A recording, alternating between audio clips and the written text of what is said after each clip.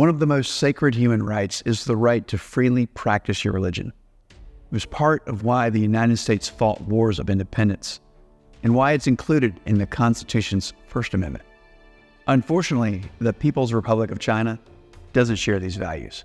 The Chinese government has violated these rights for decades by routinely and egregiously persecuting Christians and other religious groups, from placing Uyghurs in concentration camps to barring Christians from holding church services. China's record is unacceptable to anyone who loves freedom. That's why my bill, the Combating the Persecution of Religious Groups in China Act, is so important. It declares that it is the policy of the United States to hold China accountable for human rights abuses, using both economic levers and through trade negotiations.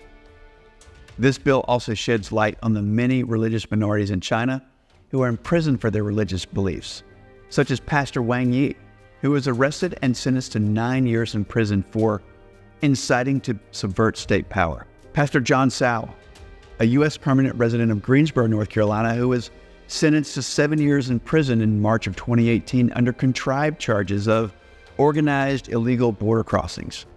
And Pastor Zhang Xiaojie, a pastor from Nanlu County in central Henan, who was sentenced to 12 years in prison for gathering a crowd to disrupt the public order.